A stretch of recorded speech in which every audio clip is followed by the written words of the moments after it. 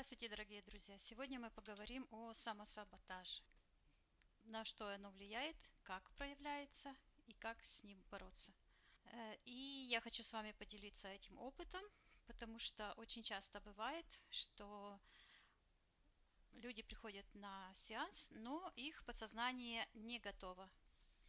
Люди не понимают, как это так, думают, что если они оплатили и заказали сеанс, значит кто-то что-то обязан им сделать.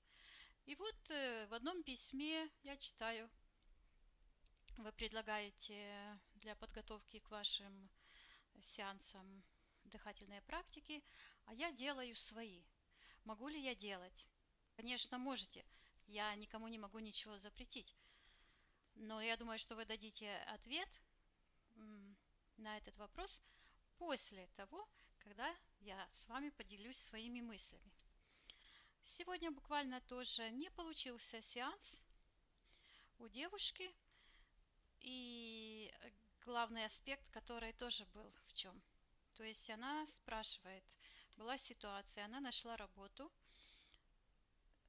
подписала контракт, уже должна была приступить к обучению, тут у нее болит рука, она не может писать. Вопрос, что такое есть во мне, что мешает мне исполнить мою задачу? Если мы ставим этот вопрос к себе, то естественно, что мы получаем из своего пространства, своего подсознания ответ.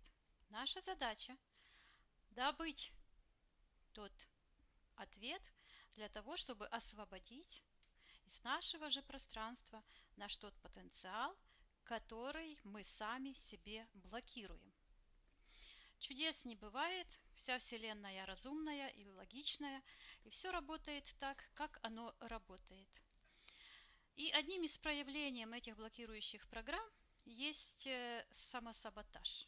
Что это такое?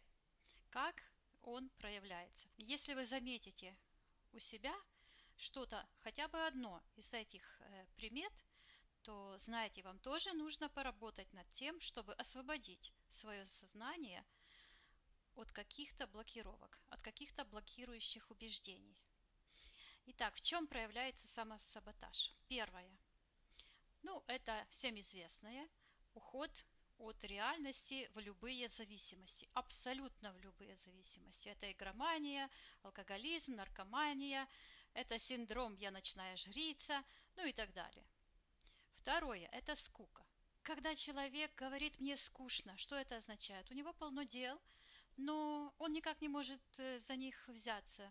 Или он берется и сразу же включается какой-то внутренний протест, лень. Человеку скучно, ему неинтересно, и он не заканчивает это дело. Третье проявление – это откладывание в длинный ящик важных дел. То, что нужно сделать в первую очередь, мы откладываем, ждем до последнего. У меня такое было иногда, я даже замечала за собой, как проскальзывает эта мысль, что мне удалось буквально вскочить в последний вагон. А если бы не удалось?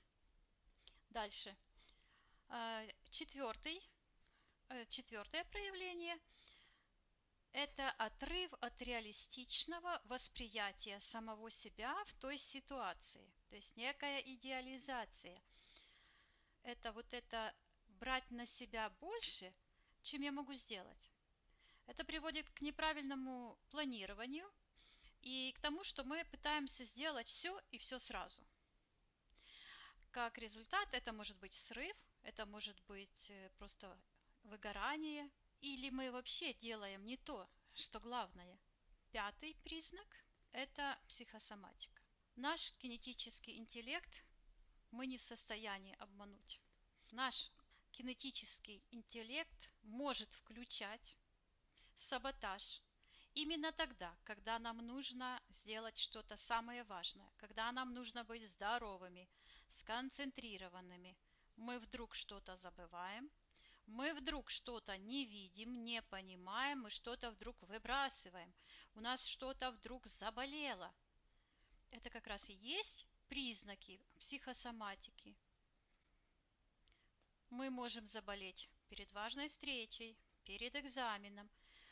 Мы можем заболеть или вообще заинтересоваться вдруг ночью ютубом, да, и всю ночь просмотреть, а на утро просыпаемся вот такие, никакие, а нужно быть сконцентрированными, внимательными и так дальше. То есть вот эти 5 главных проявлений самосаботажа. Уход от реальности, скука, откладывание дел в длинный ящик, отрыв восприятия себя в этом мире от реальности и психосоматика. Итак, чем вообще управляется самосаботаж? Важно разобраться в том, чем управляется самосаботаж, что является основой самосаботажа. И как ни странно, но основой самосаботажа, как и многих других вещей, является страх. Человек боится признаться себе в том, что он может узнать о себе, и это новое, что он узнает о себе, очень сильно отличается от того, что человек думает о себе. Хочу рассказать, просто разложить по полочкам тот пример из моей жизни, чтобы вы поняли, как важно работать на всех 3 уровнях: сознания, подсознания и физического тела. Как дыхательные практики, осознанность и альфа-сессии помогают разобраться в любой жизненной ситуации и конкретно разобрать этот самосаботаж по полочкам. Итак, пример, буквально свежий. Итак, на моем личном примере разберем по косточкам, по составляющим, как работает самосаботаж и как страх включает сопротивление решению своих поставленных целей. Итак, смотрите, вот есть ситуация. Приходит письмо важное. Я живу в Америке, английский знаю так и так. Это было полгода назад, я уже 3 месяца изучаю английский, то есть я это почувствовала, что нужно с этим что-то делать, и пошла изучать английский. То есть это был первый шаг мой на пути к разоблачению этой программы самосаботажа. Но я помню раньше, когда мне приходили письма, я просто физически чувствовала этот блок, когда я смотрела на эти незнакомые слова. И произошла ситуация, то есть это как раз этот 5-й признак проявления самосаботажа, это психосоматика. То есть я увидела это письмо, я решила, что это реклама, я его порвала и выбросила. Оказалось, что это очень важное письмо, и я пропустила очень важное дело, которое должна была решить давно. Как это вообще можно осознать? Чтобы пришло любое осознание, мы должны обратиться с вопросом сами к себе. Конечно, я могу обвинять сейчас почту, что она плохо сработала и письмо не дошло. Но это вообще-то маловероятно. То есть, скорее всего, что я его выбросила с другой почтой, которая приходила. Да? То есть есть много других вариантов, кого обвинить, но это так не работает. Мы не можем работать во внешнем пространстве, на которое мы никак не можем повлиять. А когда мы задаем вопрос именно к себе, тогда мы находим скрытые ответы в нашем подсознании, потому что это я выбросила это письмо, это я не прочитала, оно есть в моем пространстве, и я могу на него влиять. Итак, что мы делаем? Так как я знаю, что этой ситуацией, естественно, руководил какой-то страх. Первый вопрос, который я задала своему подсознанию, это был: а зачем тебе это было нужно? Второй вопрос: чего ты боишься? Вы не поверите. Не знаю, как у вас, у меня ответы приходят просто моментально. Как только я подумала об этом, чего я боюсь на самом деле, мне просто пришел ответ. я боюсь узнать о себе то, что я не знаю английский. Я задала себе вопрос, почему это для меня так важно? И, конечно же, когда я задала этот вопрос, где эти корни растут, да, я увидела ситуацию буквально, которая произошла 8 лет назад, когда я получила американскую визу. Мы были в офисе с моими напарниками, друзьями, весело обсуждали мой переезд в Америку, и друзья спрашивали: Вика, а как же ты там будешь в англоязычной Америке со своим французским? И что бы вы думали? Что я тогда ответила? Представьте себе,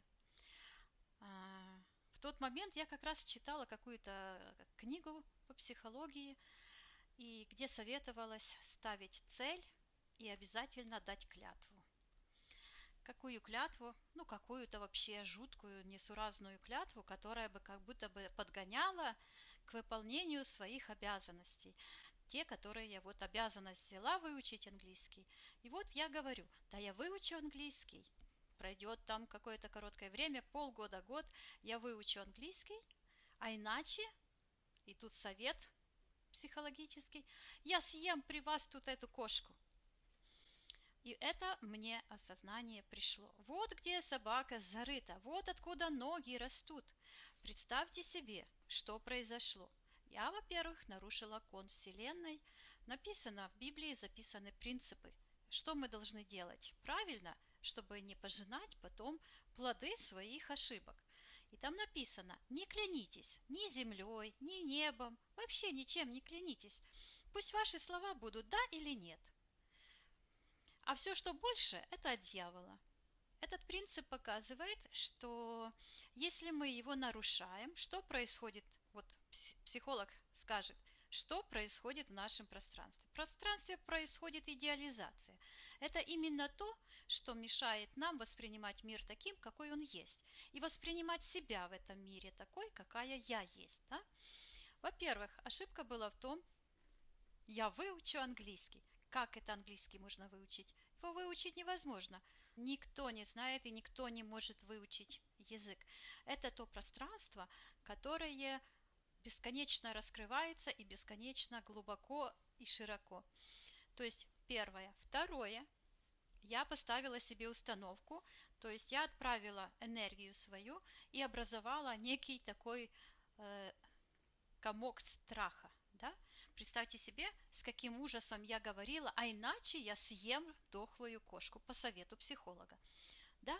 То есть это же известно, что Вселенная, мы же творцы, и когда мы добавляем к своим словам, к своим желаниям эмоции, тогда это очень работает, это очень энергетически мощный заряд, который закладывает основу какому-то образованию, или положительному, или отрицательному. В данном случае это заложило основу этого страха. Во-первых, подсознательно я знаю, что выучить английский нельзя. Его можно учить бесконечно, улучшать свои знания, уровень повышать, но выучить невозможно. Это первый. Второй раз, я подсознательно знаю, что я обычный человек, никакая я там не сильная умница, я такой человек, как и все. Вот. В-третьих, вот этот страх, приправленный этими эмоциями, картинкой, как я этого дохлого кота буду есть, это вызывает жуткое отвращение. То есть, естественно, что на таких эмоциях ничего доброго не могло бы произойти и зародиться. И вот этот страх, который я родила сама, по своему незнанию, как и написано в Библии, погиб мой народ, потому что не имел знаний. И таким образом, когда я это все развернула, естественно, что это начало становиться как на ладони. Я это поняла, как оно работает. Естественно, я это поняла еще, скажем, 3 месяца назад, когда я решила просто физически ходить в колледж. изучать английский. Вот насколько хватает времени, настолько изучать. То есть получается, что две сущности внутри меня, противоположные, начинают борьбу за мое внимание. И так зарождается этот внутренний саботаж. Моя светлая часть хочет всего самого лучшего для меня. А вот это новое порождение, чего я там родила, да, этот блок энергетический, он натягивает на себя свое внимание. Этот блок пугает меня. Он пугает чем? Во-первых, я боюсь увидеть, осознать и признать, что не такая я уж и умница, а может во мне и лень была, и еще что-то. Я не выучила этот английский язык. То есть это нужно признать. То есть мы должны на себя смотреть реалистично, не давать повода этим негативным программам оправдываться. Ой, нет, нет, я такая умница.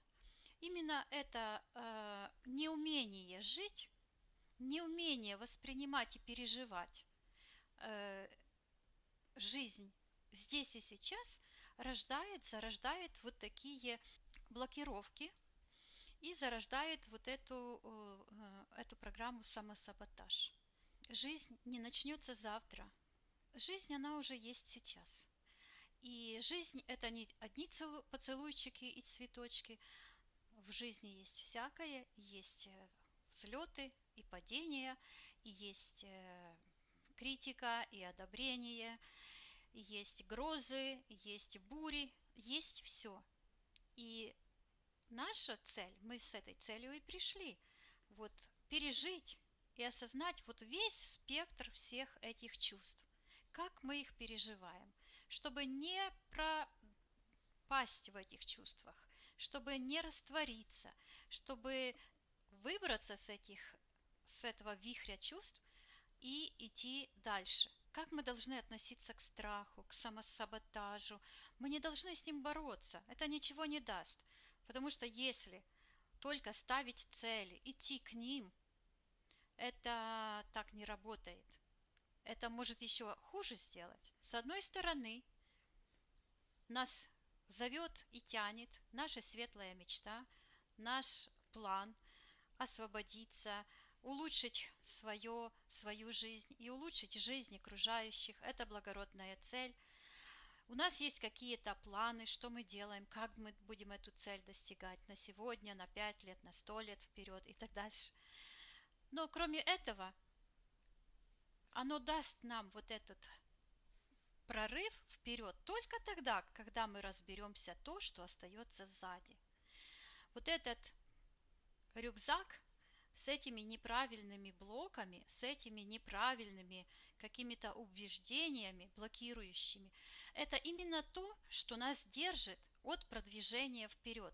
Это именно то, что нам не дает достичь нашей цели. Вот кто-то скажет, ну хорошо, я это увидела в себе, но что делать дальше? По моему глубокому убеждению, форсировать события ничего не даст. Нужно, во-первых, мы должны к себе относиться с любовью. Помните, как Иисус говорил? Полюбите ближнего, как самого себя. То есть, и естественно, что если человек не любит себя, то он никого не любит. Потому что любовь – это энергия. Ты или любишь, или не любишь. То есть нужно ко всему в первую очередь и к себе относиться с любовью. А если я себя люблю, давай я не буду себя бичевать. Давай я просто спокойно разберусь и приму себя такой, какая я есть. Первые слова, которые я себе сказала, когда я осознала, с чем это связано, я сказала: да, Викуся, ну ты и накосячила, да, английский не выучила, и что теперь сделать, будешь кошку жрать? Естественно, кошку я кушать не буду. Как мне такое могло вообще в голову прийти? Я сейчас просто удивляюсь, да? Значит, что я могу сделать? Я могу зайти в тот момент с помощью альфа-состояния, с помощью практик и отменить ту ситуацию, когда я это сказала. Другими словами, таким образом произойдет вот этот разрыв контракта. Что такое контракт? Контракт – это сговор своей совестью, то есть продать свои принципы, свою совесть ради чего-то. Что в моем случае в конкретном было? Нарушение законов Вселенной. Не клянись, то есть не создавай дополнительных энергетических блоков, не создавай этого потенциала. Что нужно было сделать? Нужно было сделать, всегда есть выход. То есть любая цель, которую мы ставим перед собой, чтобы не возникло этого вот перенапряжения в какую-то сторону, этого перекоса, у нас должно быть так. План А и план Б. Хорошо. Что бы я могла моим друзьям ответить? Ну, есть как есть. Английского я не знаю, в школе не изучала. Значит, буду выкручиваться как есть. Буду или выучу, или не выучу. Если выучу, значит хорошо, а если не выучу, ну, тоже хорошо. Потому что, а кто сказал, что я обязательно должна жить в Америке? Или, а кто сказал, что все американцы знают английский? Я, например, за 7 лет я еще ни разу не выходила в Америку. То есть я практически человек в Америке, как и в другой любой стране, может жить без языка. Может жить. Это неправда, что он не выживет. Ну, не будем уточнять, что какое качество этой жизни будет, потому что управлять своим пространством, конечно же, нужно. Нужно своими счетами управлять, все понимать, как это работает, чтобы каждый раз не прибегать к услугам переводчика. Это уже качество жизни. Но прожить можно? Можно. То есть забрать этот потенциал избыточный, рассеять его. Потому что если не получится по плану А, значит получится по плану Б. Еще важный момент – это научиться жить здесь и сейчас, проживать весь спектр этих переживаний. Мой друг сказал: я с тебя поражаюсь, у тебя такая проблема из-за этого письма, а ты такая спокойная. Я говорю: да, я спокойная, потому что все проблемы у человека происходят тогда, когда он отказывается выполнять свою карму. Да, это моя карма. Я вот это пропустила, я это в себе не разобралась раньше, значит, я сейчас должна за это заплатить. Мы за все платим в этой жизни. И когда человек не отказывается выполнять его карму, а как он может это сделать? То есть он спокойно на это реагирует, и он говорит: да, я накосячил, да, это моя проблема, которую я решу, я ее решу. И как он ее решает?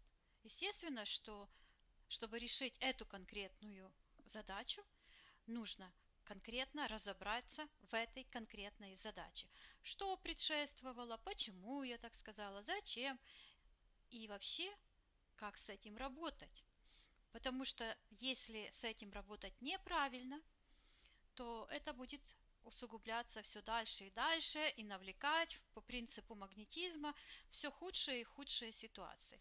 То есть я сейчас решила с этим вопросом разобраться раз и навсегда, повытаскивать все еще какие-то моменты из моего детства, потому что в нашем детстве наши драгоценные родители, по незнанию, конечно же, с желанием самого лучшего для нас, но подготавливают нас к тому, чтобы мы были уже готовы встраиваться в эти негативные программы.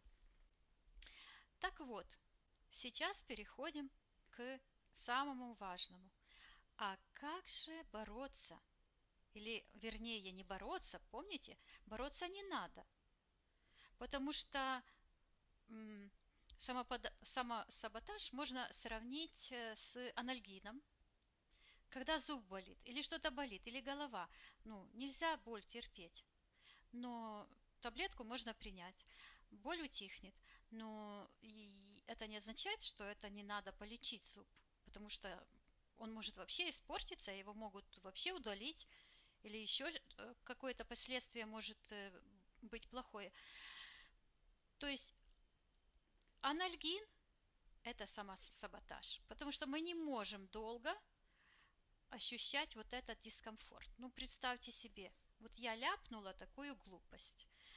С каким-то, я даже сейчас помню, вспомнила сейчас, вот это ощущение такого, знаете, брезгливости.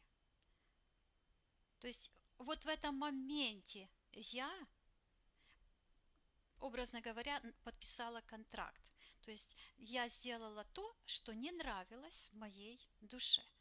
То есть понимаете, что такое контракт? Это не какая-то комната, не какое-то место во Вселенной, где мы приходим и подписываем контракты. Нет, вот это и есть контракт. То есть я чувствовала, что это неправильно, но сделала так, как было написано в книжке. Итак, я уже немножко коснулась, как с этим работать. Сейчас все по порядочку, снова все структурируем, и я вам покажу, как я это делаю. Первое, что я задала, вопрос к самой себе. Зачем мне нужно было это? Когда я задавала этот вопрос на протяжении 3 дней, в моем сознании всплывали разные ситуации, я их прорабатывала, которые закрывали этот блок, потому что подсознание так работает, ну не ходи туда, ну там так противно, там ужасная картина, там это такое фу, там то, как ты кушаешь дохлую кошку, не ходи туда, тебе там было нехорошо, уходи. То есть я подготовилась, я сделала шаги на физике, то есть я изучаю уже английский, то есть своему подсознанию показываю практическими действиями, что я твердо решила в этом вопросе разобраться и прекратить действие этого самосаботажа. И таким образом, когда мое подсознание уже поверило мне, о да, вот это да, она уже не откажется, точно хочет знать. И какой-то вот такой триггер произошел. Я подхожу буквально к журнальному столику, там, где лежало это письмо, и я просто вижу ту картину, как я его открываю. Оно мне кажется, потому что, возможно, на первых страницах и была реклама, и я просто его выбрасываю. Я спрашиваю себя, а чего я боялась? Потому что я знаю, что всем управляет страх. Всеми негативными вещами в жизни управляет страх. Я спрашиваю, чего я боялась? Своего страха. И слышу ответ. Я боялась признать то, что я не выучила английский. Мне странно показалось это. Ну, дальше иду. Хорошо. Почему это так для меня важно? Где этот механизм? Почему я решила, что это так важно для меня? И вижу эту картину, о которой я рассказала вам. То есть, когда я буквально поклялась, пообещала друзьям, что я съем эту дохлую кошку. И дальше что? То есть, нужно сейчас эту ситуацию прожить. Вот этот страх, его достать, рассмотреть. И вы знаете, я его достала, посмотрела. Это вот даже ужас какой-то, да? И я ему говорю, ну, ты такой страшный, ты такой противный, ну ты столько мне добра сделал, потому что ты мне показал, чего делать не нужно, где я ошиблась. Потому что если бы ты мне не подсказал это, возможно бы я еще как-то накосячила, где-то еще бы я там какие-то клятвы давала. То есть я таким образом свой страх поблагодарила. Я его поблагодарила и сказала, ты мне больше не нужен. Я отказываюсь руководствоваться тобой. Я заменяю страх на радость и счастье, потому что я принимаю себя такой, какая я есть. И тут самый важный момент, то, чего ты боишься, больше всего обозначить, сказать самому себе. И я говорю, Да, я такая, как я есть. Я не выучила английский, я лентяйка, вот, но я отказываюсь кушать эту кошку, потому что я признаю, что это была ложь, что это было неправильно. Я вот сейчас такая ситуация, что я живу и английского почти не знаю, и живу, и хорошо, и нормально.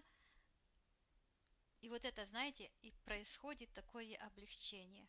Конечно же, что после этого очень важно еще погрузиться в альфа-состояние, когда мы спим или когда мы просыпаемся. Мы уже находимся в альфа-состоянии, когда наши левое и правое полушария сотрудничают, работают 50/50, и мы можем вспомнить какое-то событие, но наш мозг так работает, что мы уже находимся в альфа-состоянии.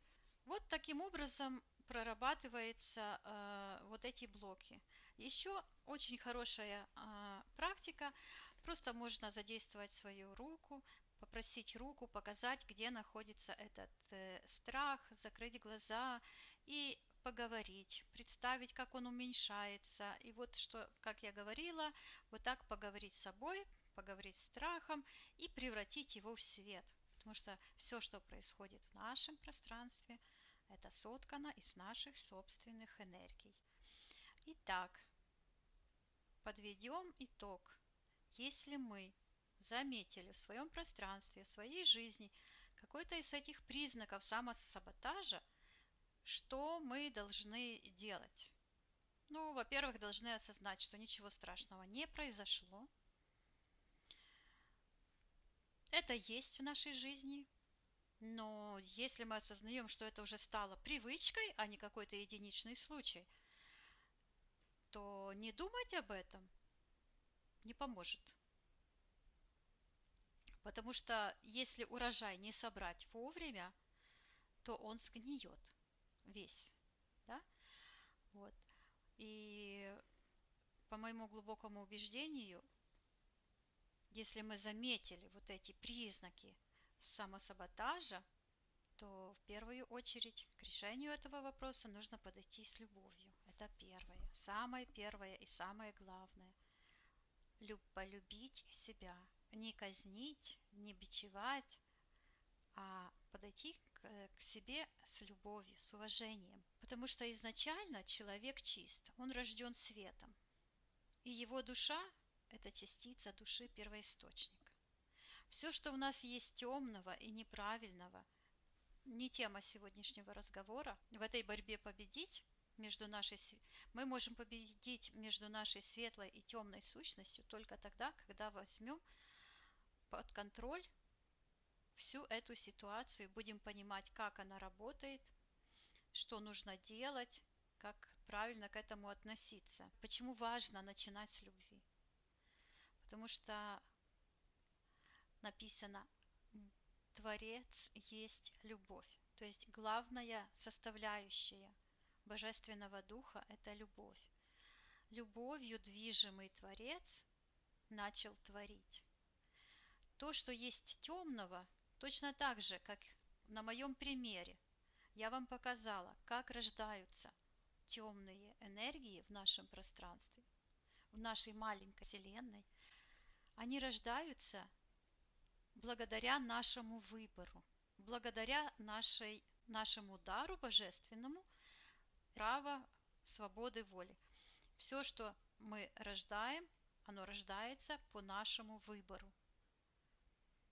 И точно так же, как мы его родили, мы точно так же его можем превратить в свет.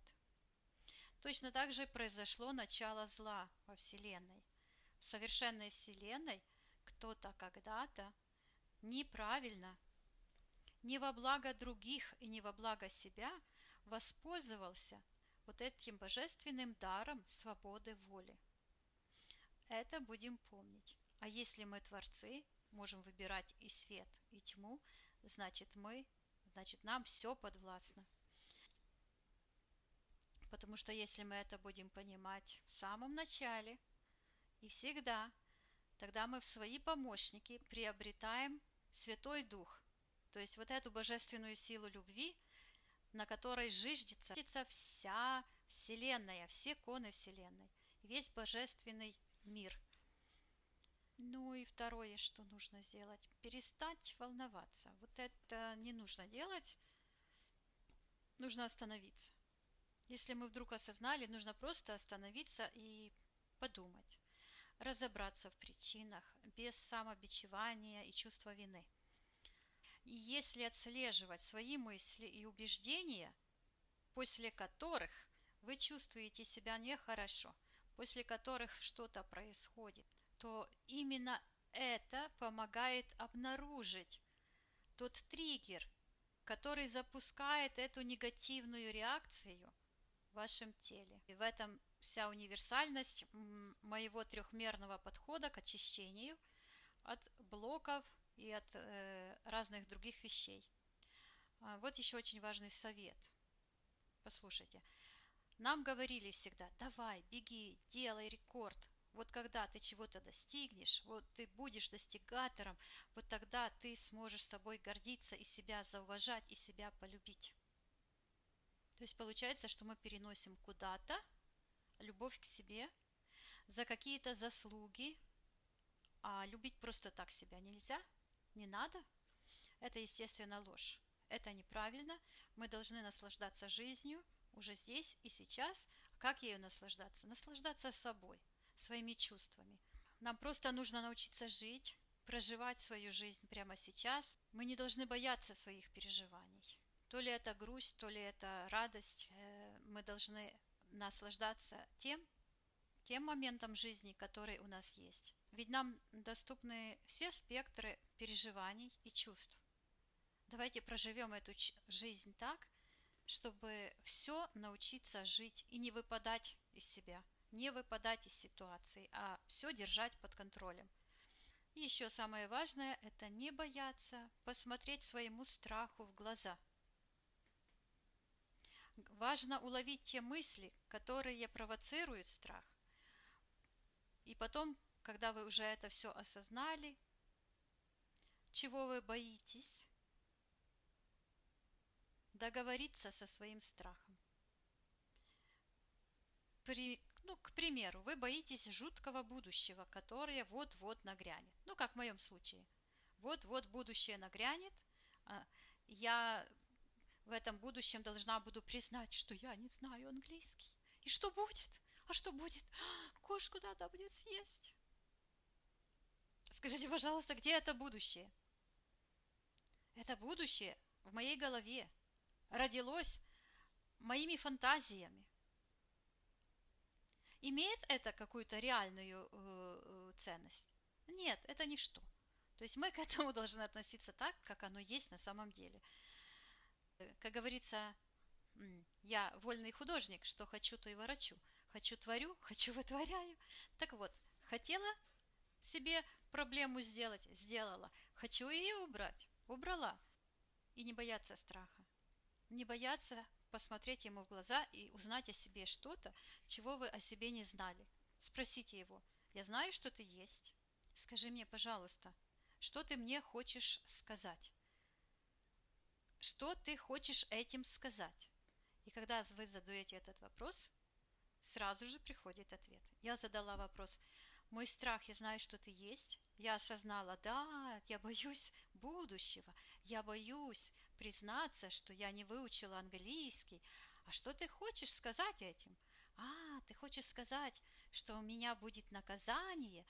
А кто меня накажет? Я сама себе придумала. То есть это весело. Конечно, весело. К жизни нужно относиться весело, с юмором, потому что она несерьезная. Это мы придаем чему-то значение. Если мы этому страху отдаем силу, то естественно, что этот страх может нам сделать много проблем. И он включит этот внутренний саботажник. А сейчас вопрос: а оно нам надо? У нас же цель какая? Мы должны расти, мы должны свои личные границы расширять. А как мы это можем сделать? Мы не можем сказать: я не могу. Почему? Ну, если я не могу, значит, признать свое поражение, признать, что я жертва. Нет, я могу. Я могу, потому что это мое пространство. Если я иду и смотрю, а что там в моем этом рюкзачке еще не разобрано? Что я еще там недопоняла? Что еще мною управляет? Вот этот рюкзак, он становится все легче и легче, потому что каждый раз мы по камушку разбираем, разбираем, выбрасываем и превращаем эти тяжелые энергии в энергии счастья. Вы знаете, с физики черные дыры бывают такие прямо как одна точка, но вес у них очень тяжелый. Образно говоря, если это можно представить еще, да, то эта энергия, она очень сконцентрирована. Там очень все так завязано, поэтому я ее и вижу в эфирном плане как черную. Почему? Потому что это сгущенный свет, она соткана из света. И вот сегодня я вам просто хотела это донести, просто на пальцах показать и рассказать, как это работает, и что мне помогло и вам поможет. Я активно работаю своими мыслями. Я думаю, ищу ответы, если у меня какая-то есть ситуация, которую я хочу понять. То есть это осознанность. Потом я прислушиваюсь к моим снам. Я смотрю, анализирую. Потом я анализирую, если есть какая-то ситуация, которая мне не нравится, я ее смотрю. Ага, а что произошло? Какая причина? Какой триггер? И так далее. Кроме того, я использую свое подсознание в альфа-ритме, когда я захожу в альфа-состояние, чтобы это проработать на тонком уровне, на информационном. Плюс очень хорошо помогают дыхательные практики, потому что память об этих событиях, она хранится в теле. И если не выполнять упражнений дыхательных, правильных, потому что есть еще и неправильные, не любая медитация полезная, все это мы будем разбирать. Все это я буду вам рассказывать. Подписывайтесь, пожалуйста, на мой канал, чтобы не пропускать видео. Нажимайте на колокольчик. Пишите комментарии, делитесь, пожалуйста, своими друзьями этим видео. Мы пришли в эту жизнь с главной целью осознать, научиться, получить опыт, помочь себе и помочь другим. Давайте это доброе дело будем делать вместе. Благодарю вас всех. До скорых встреч. Всего доброго.